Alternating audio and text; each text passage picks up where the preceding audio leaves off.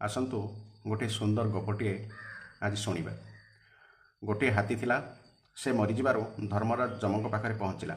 धर्मराज ताको पचारे, हईरे तोते एते विशाल शरीरटा मिली, तथापि तू मनुष्यर बस होगलु। तोर गोटे गोड़ जेतिकी मनुष्य परा सेतिकी हेब, पुणी तू तार बस हेलु केमिति?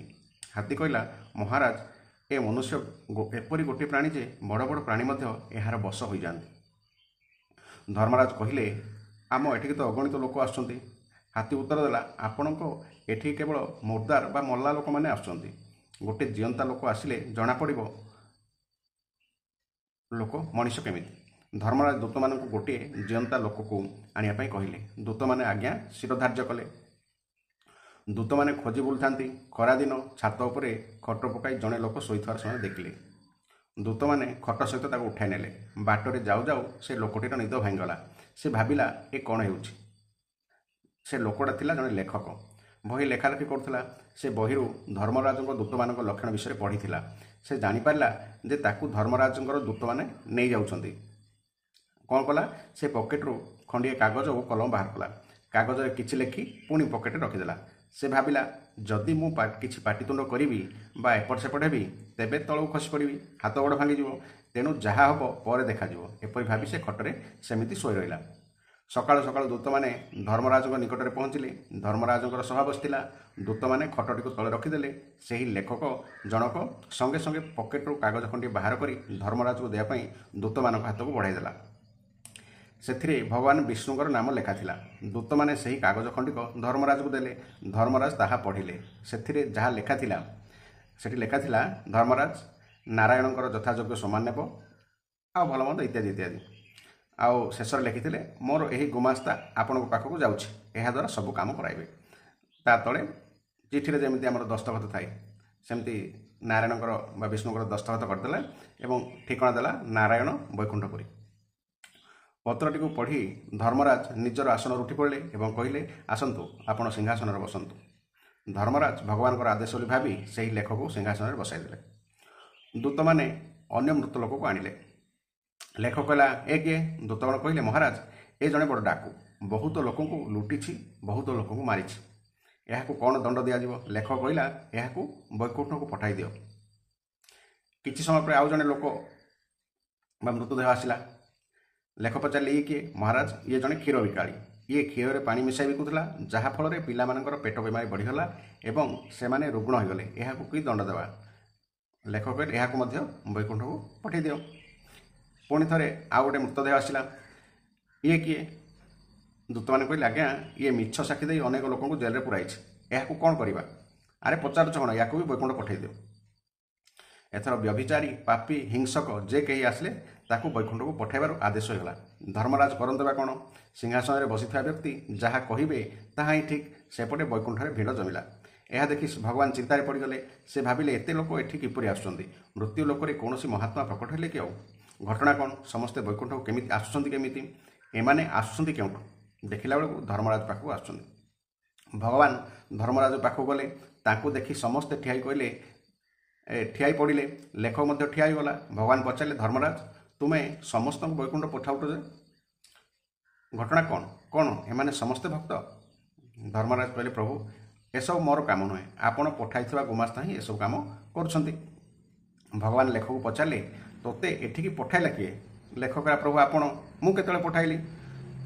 मु एठाकू आसीजाटा कौन मो बापा हाथर कथा? आपण ही तो पठाइछंती ना।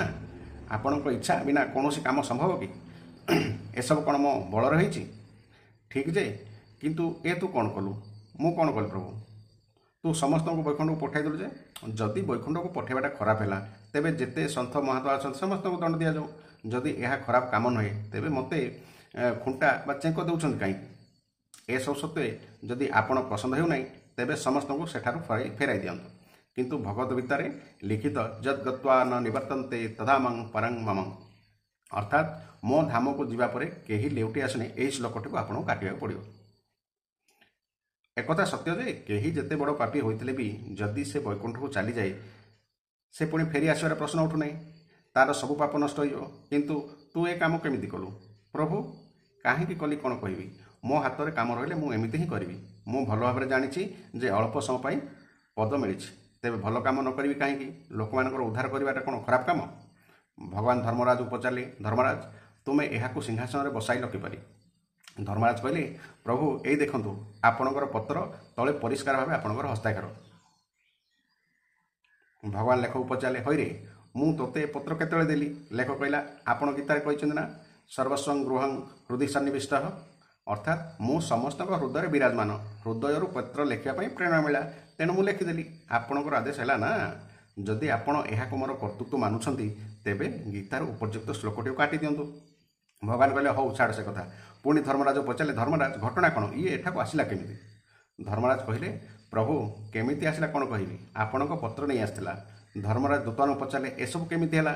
ଦୂତମାନେ କହିଲେ, ମହାରାଜ ଆପଣ ଟିକେ ମନେ ପକାନ୍ତୁ, ନିଜେ ଦିନେ କହିଥିଲେ ନା ଗୋଟିଏ ଜିଅନ୍ତା ମଣିଷ ଆଣିବା ପାଇଁ।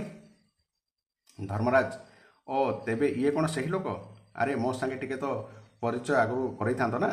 ଦୂତ କ'ଣ କହିଲେ, ମହାରାଜ ଆମେ ପରିଚୟ କରିବାକୁ ବେଳ କାହିଁ, ଆପଣ ତ ସାଙ୍ଗେ ସାଙ୍ଗେ ପତ୍ର ପଡ଼ି ଏହାକୁ ସିଂହାସନରେ ବସାଇଦେଲେ। ଆମେ ଭାବିଲୁ ବୋଧେ ଇଏ ଆପଣଙ୍କର ଚିହ୍ନା ପରିଚୟ ଲୋକ ହେଇଥିବ। ସେ ପରିସ୍ଥିତିରେ ଆମେ କହିବାର ସାହସ ହେବା କାହିଁ? ସେଇଠି ଠିଆ ହୋଇ ହାତୀ ସବୁ ଦେଖୁଥାଏ। ସେ କହିଲା, ମହାରାଜ ରାମ ରାମ, ଆପଣ ମୋତେ କହିଥିଲେ ନା ମୁଁ କେମିତି ଗୋଟେ ମନୁଷ୍ୟର ବଶ ହୋଇଗଲି ବୋଲି। ମୁଁ କ'ଣ, ସ୍ୱୟଂ ଧର୍ମରାଜ ଭଗବାନ ମଧ୍ୟ ବଶ ହୋଇଗଲେ।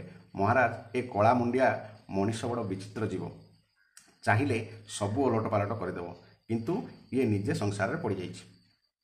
ଭଗବାନ ଲେଖକୁ ପଚାରିଲେ, ହଉ ଯାହା ହେଲା ହଉ, ଏବେ ତୁ ମର୍ତ୍ତକୁ ଚାଲିଯା। ଲେଖ କହିଲା, ଗୀତାରେ ତ ଆପଣ କହିଛନ୍ତି, ମାମୁ ପେତ୍ୟ ତୁ କୌନ୍ତେୟ ପୁନର୍ଜନ୍ମ ନ ବିଦ୍ୟତେ। ମୋତେ ପ୍ରାପ୍ତ ହେବା ପରେ ଆଉ ଜନ୍ମ ହୁଏ ନାହିଁ। ତେବେ କୁହନ୍ତୁ ମୁଁ ଆପଣଙ୍କୁ ପ୍ରାପ୍ତ ହୋଇଛି କି ନାହିଁ? ଭଗବାନ କହିଲେ, ହଉ ଠିକ୍ ଅଛି ଯେ ତୁ ମୋ ସଙ୍ଗରେ ଚାଲ। ଲେଖ କହିଲା, ପ୍ରଭୁ ମୁଁ ଏକୁଟିଆ କେମିତି ଯିବି? ବିଚରା ହାତୀଟି ରହିଯିବ। ଏଇ ହାତୀର କୃପାରୁ ତ ମୁଁ ଏଠାକୁ ଆସିଛି ନା, ଏହାକୁ ମଧ୍ୟ ସାଙ୍ଗରେ ନେଇ ଚାଲନ୍ତୁ। ହାତୀ କହିଲା, ମୋର ବହୁତ ଭାଇ ଏଠାରେ ନରକରେ ପଡ଼ିଛନ୍ତି, ସେମାନଙ୍କୁ ସାଥିରେ ନେଇ ଚାଲନ୍ତୁ। ଭଗବାନ କହିଲେ, ହଉ ସମସ୍ତଙ୍କୁ ନେଇ ଚାଲ। ଭଗବାନ ଆସିବାରୁ ହାତୀର ମଧ୍ୟ କଲ୍ୟାଣ ହେଲା ବା ଉଦ୍ଧାର ହେଲା, ଲେଖଙ୍କର ମଧ୍ୟ କଲ୍ୟାଣ ହେଲା ଏବଂ ଅନ୍ୟ ଜୀବମାନଙ୍କର ମଧ୍ୟ କଲ୍ୟାଣ ହେଲା। ଏ କାହାଣୀଟା ପ୍ରକୃତରେ କଳ୍ପିତ ବା କଳ୍ପନା କରିକି ଲେଖା ହେଇଛି, କିନ୍ତୁ ଏହାର ସିଦ୍ଧାନ୍ତ ଅତି ଉତ୍ତମ। ନିଜ ହାତରେ କୌଣସି ଅଧିକାର ଥିଲେ ତାହାଙ୍କର ସମସ୍ତଙ୍କର ସେବା କରନ୍ତୁ। ନିଜ ଆଡ଼ୁ କାହାର ମନ୍ଦ ନ କରନ୍ତୁ, କାହାକୁ ଦୁଃଖ ନ ଦିଅନ୍ତୁ।